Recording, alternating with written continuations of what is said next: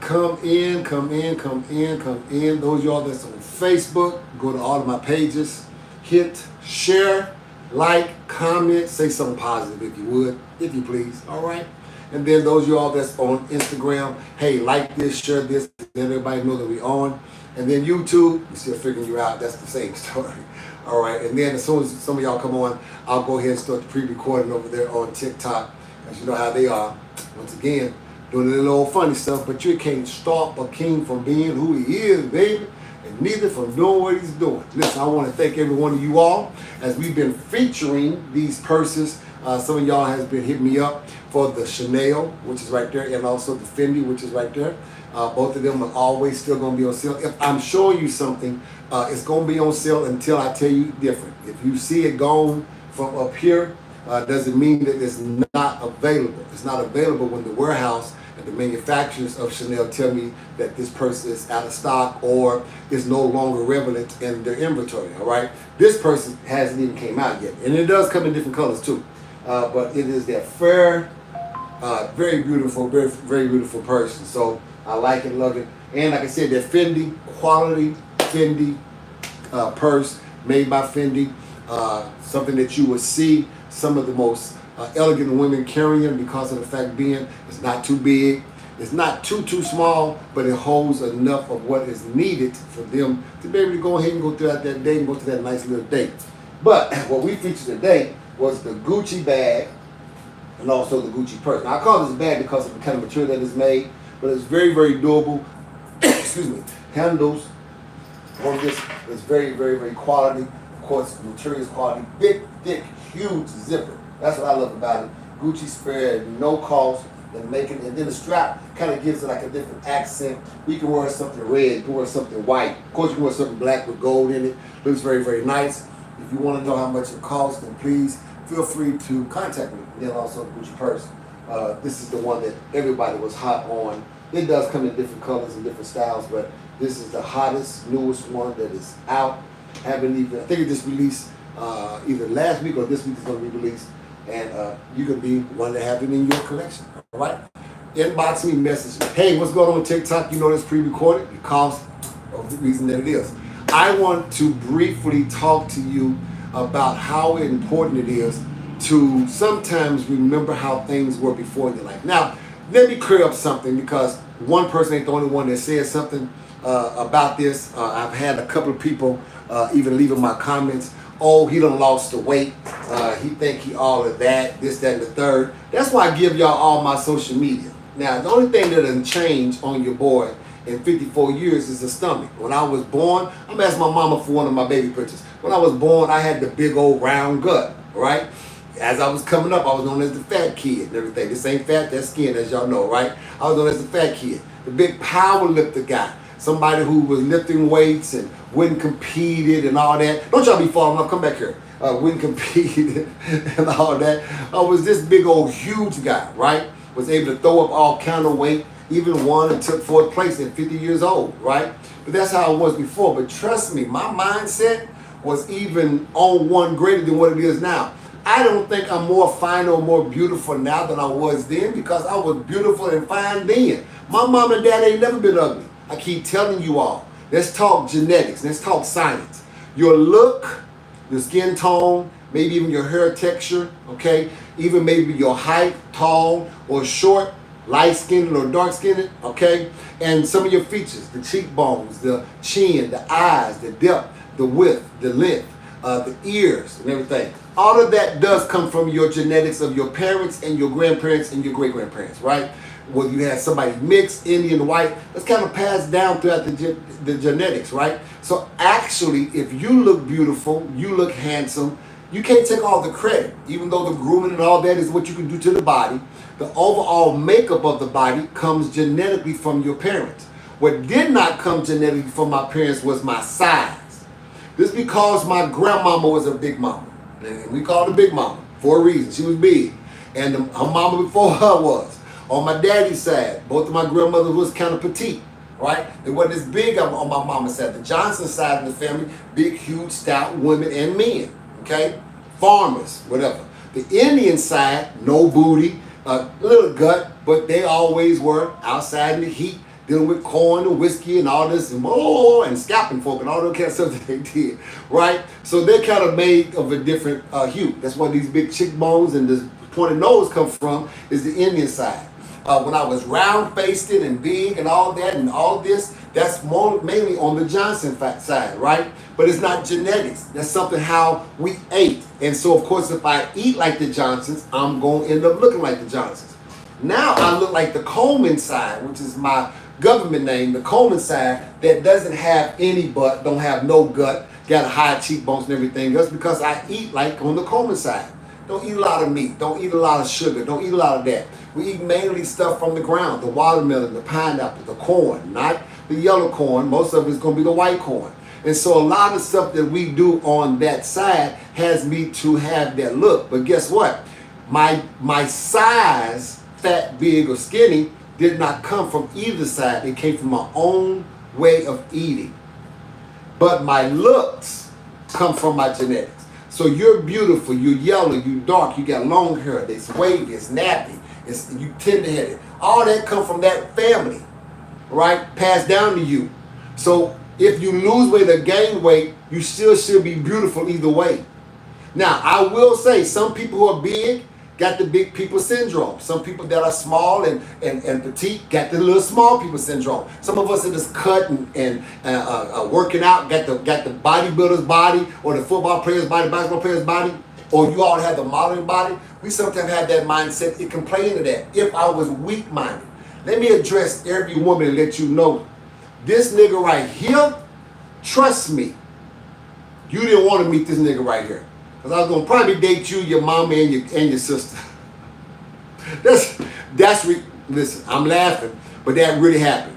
No joke. But anyway, at the end of the day, don't take this dude to make him think, oh, he arrogant. No, I've been arrogant. You just didn't know me then. You don't. I've been conceited. And let me share something with y'all. I don't buy none of that bull crap. I'm just confident. I was confident then, I'm confident now. People call my confidence, and men like me who are confident, and you assume because we look good. I told you I've been looking good. Look at this nigga in the suit. All of y'all that's on my Facebook page, go back to it and look when I used to be in the suit about 5 or 6 years ago. Don't shake your head. Don't shake your head. Because what I'm dealing with is women who come in my inbox, or some women who've had the nerve when I talk to them, got the nerve to want to say because I got abs and I look good. No, this is called health. This is called me busting my tail in the gym 7 days a week. This is called me putting my body through all of that it has to go through to get health. And because of it, there's a certain look that came with my health. So don't shake your head because some people subscribe in the fact that think because I'm light-skinned and I look good that I think I'm all of that. I thought I was all of that at birth. Now, you all don't have that confidence about yourself. I got you. That's why I sit up here and it's, oh, he ain't got to talk this way about himself. Why don't you talk well of yourself? Why do you not feel that you were the most beautiful baby in the baby ward? Who told you something different about you unless your mom and daddy's ugly? And I got you. If you got an ugly mom and daddy, most likely you're an ugly child. You don't like people like us that talk. Like rich people, we talk about our wealth because that's what our conversation is. It's normal for us. Broke people don't like to hear about rich people's wealth and stuff we have because that's not your normal conversation. Your normal conversation is what you ain't got, what you wish you had, how broke you are, how times are hard. That's your normal conversation. So anyone who comes around and you talking about all my bills are paid, I just bought a new car, got me 4 or 5 houses, got clothes at Wazoo, oh, you think you all that. You snot. No, that's my normal that's my normal life. So when I was broke, because don't get it twisted, I was broke. Y'all know my testimony. I spoke like that at that time. Somebody came and told me one time, y'all preacher, because all y'all want to go to church and you're real spiritual and religious or whatever you call yourself to be. And someone told you, as a man thinketh, so is he. And you can speak those things which are not as though they were. So I kind of bought into that. I started thinking better in the hood. I started speaking better in the hood. And I ended up thinking my way out of the hood. And I ended up speaking my way out of the hood. Now I live on the east side, what they call the hood. But I live in presidential apartment in the hood because they gentrified it. I'd be damned if I was going to let a white guy kick this apartment. No, you're not supposed to come in the neighborhood and these very streets that I used to do my woo-woo on. Y'all know. I used to make that money on this exact same street is where I did my wrong at. I came back to do my right. So I'm paying close to $2,000 something a month for a street view of the very streets. That's what y'all didn't know about me. While you're looking at all of the decorations of beauty, I'm looking at the very streets that from the ages of 14 to 18, these streets feared me. Point blank and period. No joke. Like real talk. Now I come back to bring hope back to the same streets. I don't need nobody who don't know me to try to categorize me as something, oh, you think you are, nigga, I've been all that. I was all of that, I promise you. When the doctor hit me, she wanted to hit me twice. And the nurse wanted to hold me, not give me to my mama. That's just how fine a 10-pound baby was, baby. Because my mom and daddy fine as hell. Daddy 87 years old, still pulling. Hear what I'm telling you. And this nigga ain't no sugar daddy. He'll take the money from the chick before she ever condom out of her. You did? My daddy's still pulling niggas in their 20s at 87 years old. Skin tight, very beautiful wavy hair. My mama 84 years old, beautiful. Go work out 3 or 4 times a week, walk 1.5 miles every day, still drive herself, and can walk out and still be fine as hell. Point blank and period. It's just, that's genetics. So don't get mad at me because of what they gave me with some good looks. My attitude, oh, I've been having that from birth. Because all y'all women, I live up to your what you talk. Light skinned niggas think they all that. So I'm just gonna make sure that what you say is true. This is it. So I do think I'm all of that. Thank you. Thank you for boosting up my confidence. But what you can't do is build me up and turn me down with the same mouth. Make up your mind. Do you want me to be the confident nigga? Or do you want me to be the one walking around home like, well, baby, too late. I'm thinking you can't teach this old dog how to be no more better than the dog that he is. So those of y'all that want to subscribe, all yellow niggas are dog. You right. You right. We are. Okay. Your point is what? Hope, what is the point? So this goes out to everyone, even the person who tried to say today that, oh, I be dry snitching when I come on here when somebody done said something I don't like. I come on and let the hope, because they don't know they ain't the only one that said it. So I ain't dry snitching. I'm correcting, because I ain't giving no name, I ain't giving no scenario. I'm letting all of you know that every now and then you need to remember the guy who you were before, who you became after, and who you are now, so that you don't repeat some things that you did before, you're after, that made you now, and some things you need to keep that you used to have before, that you got still after, and have kept it now.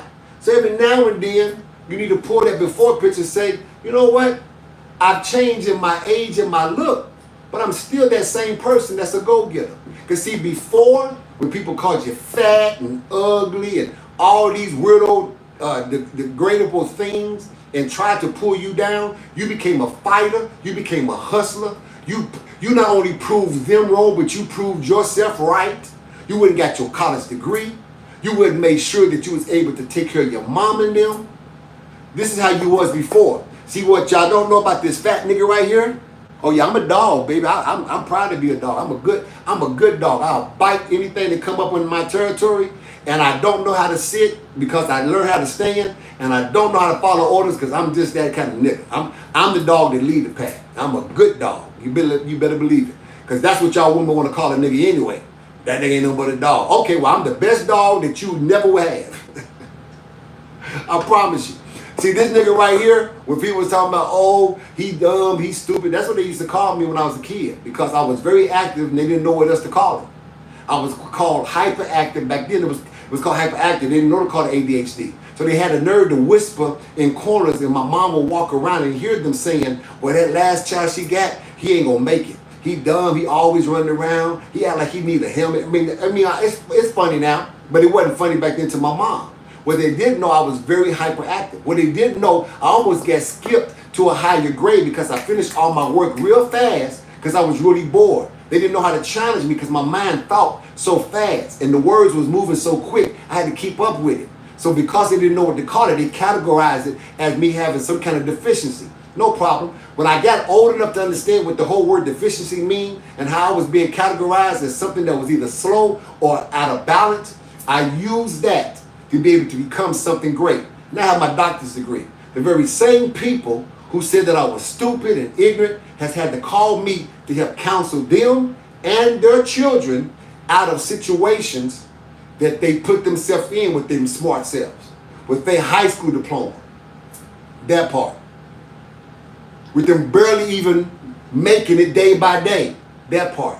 But I don't smush it in their face and remind them of the bad that they did. I tell them I appreciate that they put me in a position that this big dog nigga that everyone wanted to talk bad about made himself something where I do take care of my mother. I make sure that my brothers and sisters are taken care of. I make sure that my family is taken care of. I'm in a position where I can put all of them in houses and they never pay a bill. Are you doing that? Because see, some of us, before we made it to who we are right now, we wasn't nothing then. And we really ain't nothing now. You just don't want to accept that everybody keeps on seeing how more of a nothing that you have become. You haven't become no better. But because I was good then, I'm better now. There had to be, and here's the thing, here's how I know some people still subscribe into living after how people think. That's why you're not a better person, because you're still trying to get validation from folk. I can give a damn if anyone thinks I live to their expectation or I think I'm all of that. I do. No, let me tell you, I don't think, I know I'm all of that because I know who made me. I know who I serve. Here in about another 30 minutes, I'm getting ready to go worship and magnify God in the house of the Lord. I mean, like, when is the last time you did it outside of on a Sunday? When the last time have you went to Bible study and was on time and couldn't wait to embrace the word of God who has made you all of that? I mean, we do say that we're made in his likeness and in his image. When did God become deficient? When did God become deformed? When did God become something that was less than what he said, his word said I could be? Now, you haven't heard confidence. That's why you call it what you call it and feel the way that you feel about it, because you haven't really heard the confidence in someone walking in his word and then his word coming alive and becoming a part of what it is. You want to say, well, you're supposed to still stay humble. I really want you to find a scripture when Jesus Christ was ever humbled. Find a scripture when God was ever humbled. When he talks about being humble, he's talking about when you go through humiliation, it ought to bring you to a resolute that you're nothing without God. I've already been humbled because I was once a sinner thinking that I was more than what God can be in my life. Then when he knocked on my heart and I finally answered, my humiliation of humility caused me to humble myself unto him that says, God, you are greater than me. So I need more of you and less of me. That's being humble.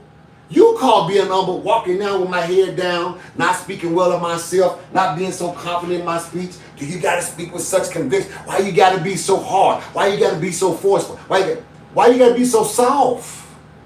Why you got to be so second? In everything you do, you're second. Hell, some of y'all not even in the race. Why do you have to subscribe that I'm being humble, but you have no receipts of your humility? If your humility is really working, why is your life so miserable? Come on, ladies, I'm talking to you.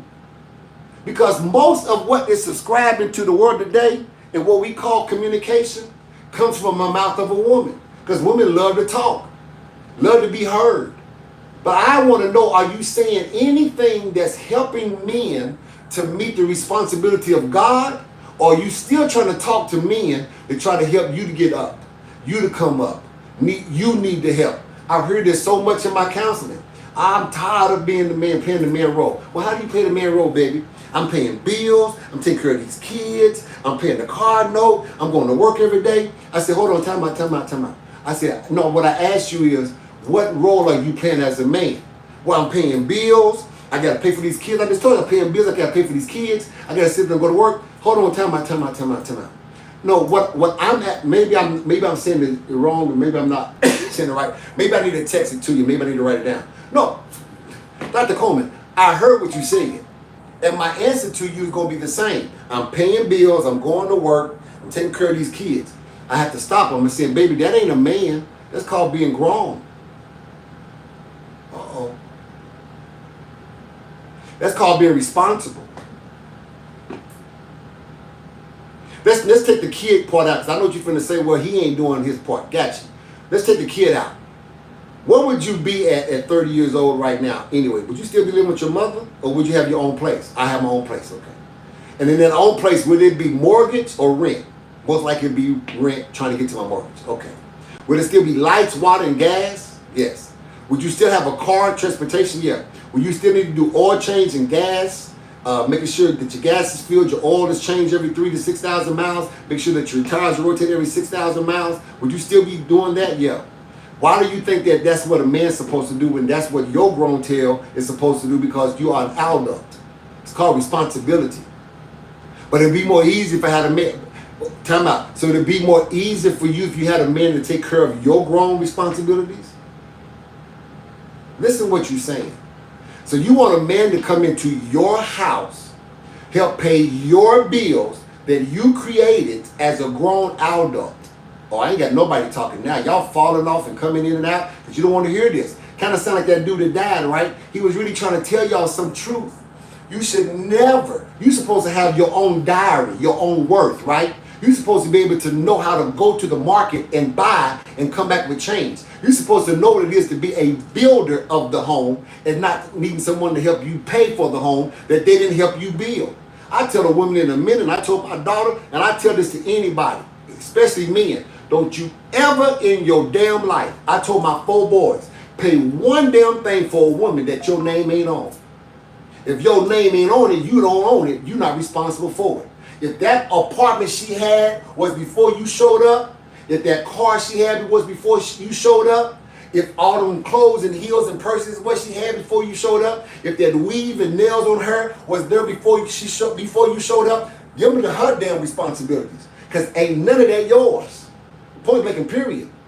Now, whether y'all build together, whether your name is on and what you take responsibility for, nigga, you paying everything for that. You paying for the place, you paying for the car, you paying for the hair, you paying for the nails, you paying for the clothes, you paying for what it is that you have now accumulated and acquired together underneath your leadership, underneath your headship. She wants you to be the damn man in the head of what? Not of her bullcrap. To hell? What are y'all doing that at? That's called pimping in reverse. But you don't want no man pimping you.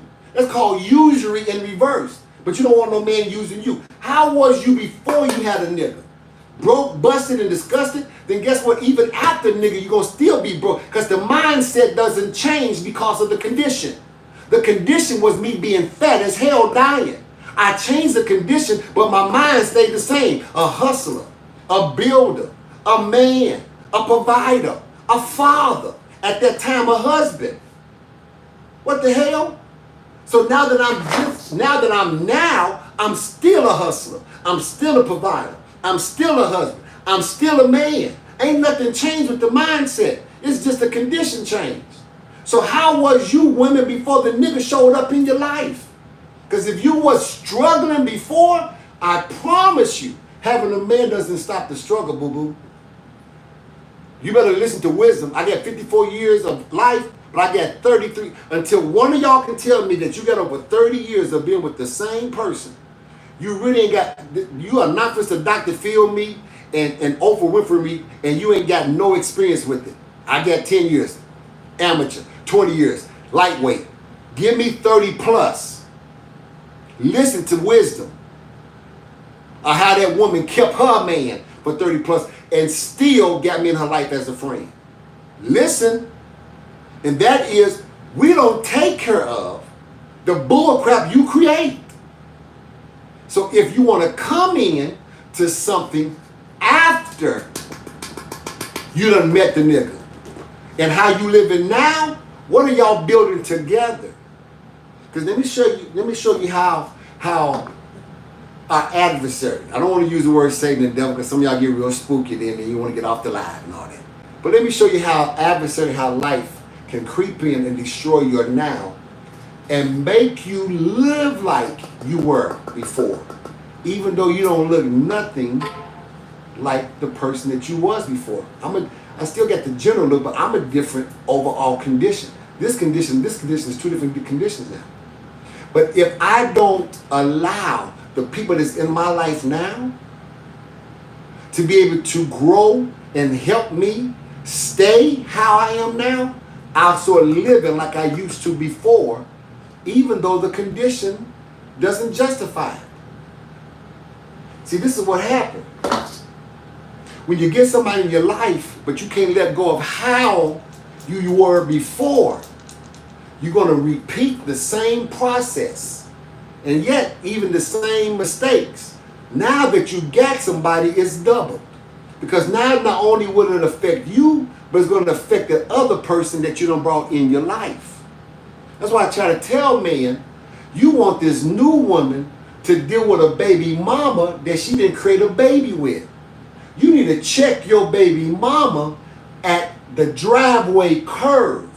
That bull crap should not come in and be forced on the woman that is now taking you on and your child. Not that damn baby mama. Not that damn baby daddy. You need to check that nigga at the damn block. He don't even need to come to the damn driveway. He need to be checked at the block. Nigga, your responsibility stops here. You don't need to bring the baby. I got niggas telling me now that the baby daddy and the new nigga are friends. Now, I understand things can gravitate to that, but it was forced because the chick in the middle of them saying, y'all niggas gonna get along. The hell I am. Nigga, I am not gonna take care of or get along with your damn past unless it's my choice. I'll take care of you and Shorty, because you and Shorty come as a package. But I be damned if I'm marrying somebody whole damn family that ain't even family no more. Oh, hell to the no. I did tell my ex-wife this, and she know I'm a crazy nigga. I said, if you ever date somebody else and you decide to marry them, and I ever end up in a situation where I ain't got nobody, you need to tell that nigga to move over, because you our wife. And I used to say that publicly. I said on television and everything else. And she said, you just make it hard for a nigga to move on. Because now this whole, everyone who do know me that was inquiring me, they all ask me, was that nigga for real about what he said about he would come and make me move over? Because see, these niggas don't want this smoke. They don't want the smoke. They don't want the smoke. They ain't willing to die for it. They just want to hit it. They just want to experience what I had. Nigga, please, whatever. But I told her, I said, no, I wouldn't do that to you. I did mean it for a while, but I had to remember something. If I do let it go, it has the right to fly and go where it lands at the end of the day. So I remember what I did to my mom and made her life miserable, wouldn't let her get remarried, because I thought I did a good thing, y'all. Hold on, before y'all go in on me. I see my mama go through 2 abusive marriages, and I told myself, I'd be damned if another nigga come out my mama's life and do what the first 2 did. Now I gave you 1, that's daddy. I was too small to handle that. Gave you number 2, that's stepdaddy. I wanted to whip that nigga's tail from sunrise to sunset. But damn it, 3, I'm going to jail. So I made my mom's life miserable, because even when I found out she was talking to some people, she didn't know it until years later, that I would end up calling a nigga or going by the church and say, I need to talk to you. You one of the deacons trying to talk to my mama? No, you ain't. Unless you want to die today. But Brother Coleman, brother what? Nigga, right now, I'm Darlene's son. And I swear to God, if you call my mama after today and she tell me, I will do what I used to do to you and everybody. And I had a bad reputation of doing certain things. So they would leave my mom alone.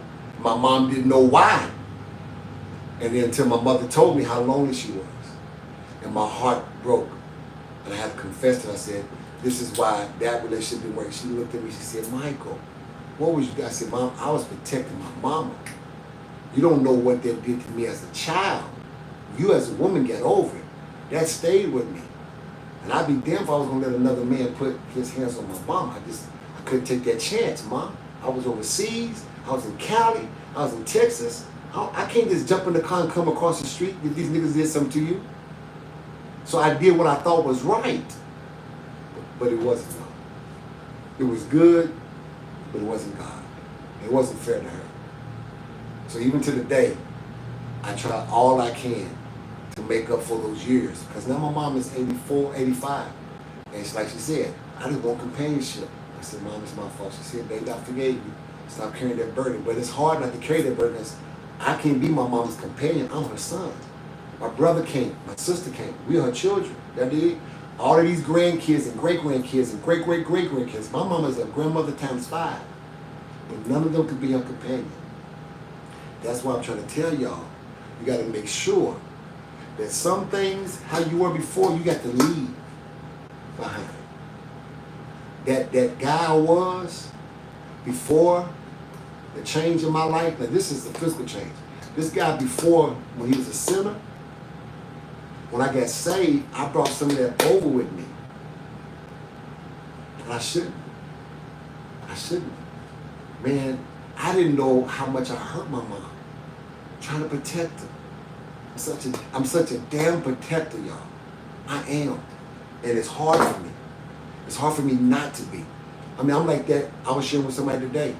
I swear to you, I don't mean no harm. I'm trying to protect the best interest, not even for me. I'm trying to protect, I ain't gonna be the one going through it. Them niggas ain't gonna put me through it. They're not man enough to do that. They're gonna put you through it. But I'm trying not to overstep my boundaries, but I'm a born protector. That's why I said, y'all women, you really can't come in my life and then tell me a man done did something to you, and I'm supposed to be like cool on that. Because if you forgive him, I ain't. I told my son-in-law, I said, man, on every human being on planet Earth, there is nothing or nobody that will stop me from getting to you if my daughter called and say you done did blase blase.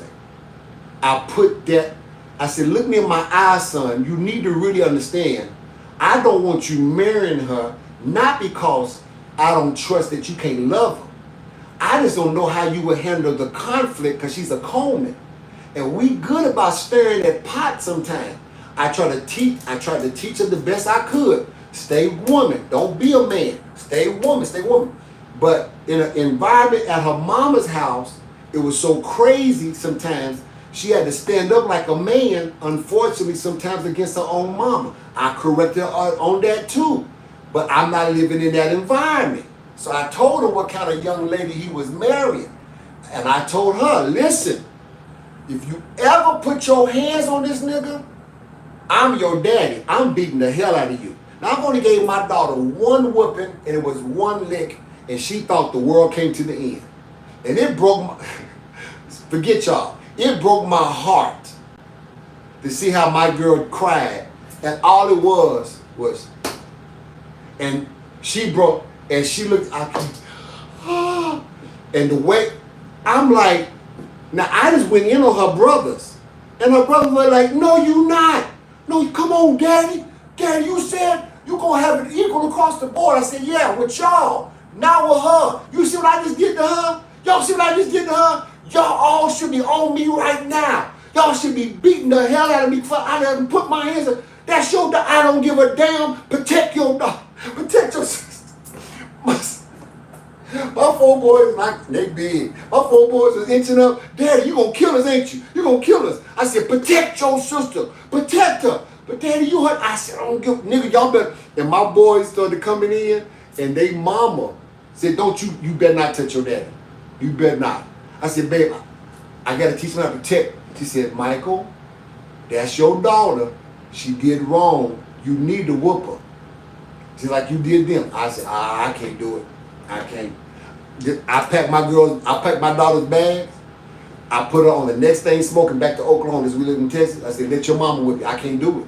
She said, I said, because she going to want me to whip you. They want me to get you. Right now, there's a division in my home. I got to send you back over there, and I'm calling your mama. And she said, when you walk in that door, she beat me down. Come on, daddy. Why? No, because I just can't, man. I just, that's my salt. That's my baby. I can't touch my baby. She get hugs and kisses, spoiled as hell. So I told this nigga, I told him, I said, man, I made it hard for you, bro. You are never going to be her daddy. So don't try to be. Be her husband. I'll be her daddy. I got this. When she want to be spoiled, send her over to me. I'll do all that. And I'll tell her when she go back home, that nigga can't do this. And I told her. She said, Daddy, I said, he ain't going to ever do it. I taught him not. I told him he bet not. I'm your damn daddy. What you need? So I stayed out there marriage. I said, listen now, you need to learn how to be something now. Come on, you need to learn how to be that boy's wife now. You said you love him, boom, boom, boom. Because I brought over, and I told her what I did to her grandma. And my daughter started crying. She said, Daddy, you're the best father a little girl could ever ask for. You just don't know no better. You just don't know how not to defend. You did that. Yeah, you only did it because you loved her. I said, I know, but I was wrong. He said, you was wrong. I said, I was wrong. I said, I'm wrong how I'm doing you. I am. I need that boy to be able to do and say and speak to you as a husband when you ain't acting right. For real, I said, for real, baby. I can't protect you in your home unless he does something to violate the code. As long as he don't violate the code, I gotta stay at your house. You can't keep asking this nigga to do stuff that only I can do. Get that out your system. Today. Right now. Yes, sir. And she ain't put that on him no more. And I'm out their business. He ain't broke the code. But she a good girl. She a good woman. That's my baby. She was raised spoiled, but she was still raised right. But I couldn't bring that over. I had to leave that stuff how it was before I got saved, before all this, and then I had to leave. And it was hard because all I know how to do is protect. So ladies, in my clothes, let me stop. I'm done. Sometimes maybe the person you had in your life had a certain code they were living by. They didn't know how to articulate that like I just did right now. Some men, they're doing what they've always done before you came. And maybe you just didn't know that at the time when you was dating. I know you focus on all the narcissism and the lies and all that he did before, but there were some great things about him that you didn't like either that he was doing before you because of the environment he had to come up in. That's why both parties, and I always believe this, that counseling is necessary before you go into dating. Before you even exchange the numbers, cool, but before you even go into dating, you need to start counseling that moment. You need a third party that can come in and ask the questions that you won't ask and get the answers that you can get. I told you, counselors hear stuff that not even mamas and daddies know about a person. People, for whatever reason, feel very free to talk all to a stranger who has a degree. Just to tell a nigga, I'm degreed as a counselor. Do your husband? I heard stuff, y'all, that shocked the hell out of people's moms. I said, you need to go. You got to talk. I said, if I bring her in and we do a family session, you got to talk. She said, can you tell? And when I told, especially this young lady, what was happening, about who it was happening to, the mama literally almost had a heart attack on the couch. She was like, because she never would have suspected her daughter ever been through something like that. She said, Dr. Coleman, I went through that with my family members, and I did everything to protect her from doing that. And it just happened. Right? So sometimes you need that mediator. So, through my counseling, I've been through counseling, even with protecting, being overprotected. But that's why I tell y'all women, I want to get close to some of you all. Some of y'all going to be my business partners, some of y'all going to be good friends. But know this about me. If I ever embrace you as my family, I'm still learning how not to be overly protective. It's just the environment I was raised in.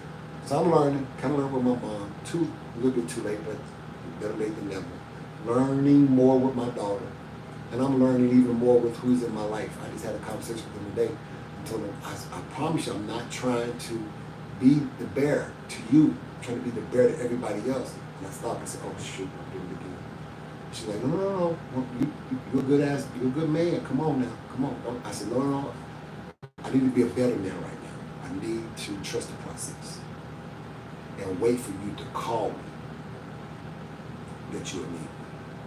Instead of me trying to jump before, because I probably might jump and it's not necessary and it will go real bad. She said, I can see that. I said, you don't see that? I said, so always know, don't hide it from me. Don't let me find out my way. Because then it ain't going to be good for nobody. Talk to me.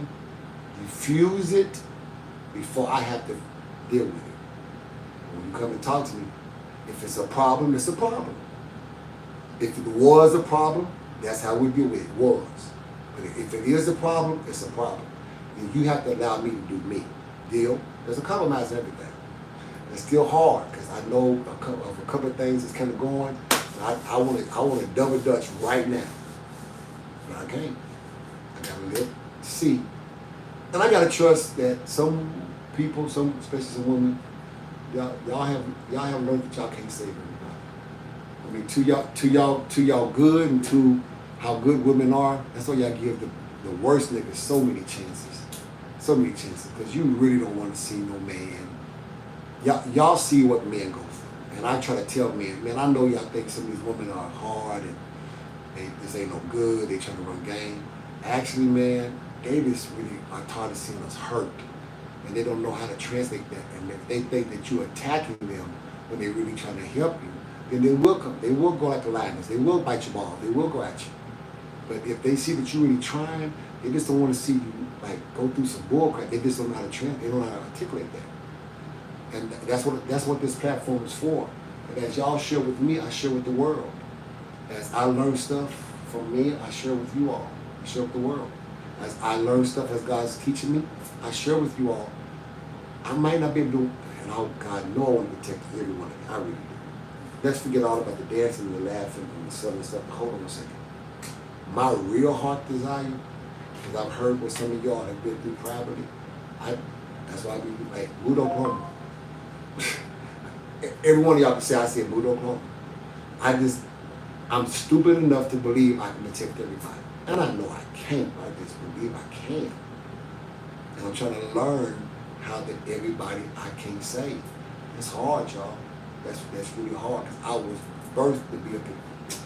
My name, that's why I'm gonna let y'all call me Michael. Stop thinking it's an ego thing. No, when people had to holler my name, Michael, I had to come to rescue a lot of folk. So it's like it's a trigger. It's not sexy. It doesn't show me that you got respect for me. It makes me. It puts me into this mode. That's why on my job they don't call me Michael. They call me Coleman, or they say hey bro. Either hey bro or Coleman. They don't call me that because it's like I live up to this. This is Michael the Archangel. I live up to this. That's what my mama named me, to protect God's people by any means necessary. And that's all I gotta do. I'm not right at doing it. I'll be the first to tell you, I'm not right how I do it. That's why I say I'm good, but I'm not nice. I'm trying to kill that guy before. That's why they call me the Hulk. And in the Hulk's defense, he only smashed because he was trying to protect the lady. Anything, building or people that stood before him, he saw as a danger. I don't like that sometimes. I sometimes hurt the innocent. And if I have, honestly, on the real, please forgive me. I do not subscribe and purposely. And I would never make a promise to none of y'all that I won't hurt you, because I'm human. I might say something, do something, or a combination of both that do hurt you. It is not my intent. It was not what I set out to do. So forgive me now. And let me know. You're woman enough to say, hey, this kind of rubbed me wrong. I'm man enough and king enough to say, I apologize. I'm sorry. All right? I'll let you guys later. Just go do Bible study at the church. And I'll see you guys tomorrow. We got the videos if you want to know about the persons. I appreciate you all for your support. Most of all, I appreciate you all for being you. I love you, beautiful. It's real talk.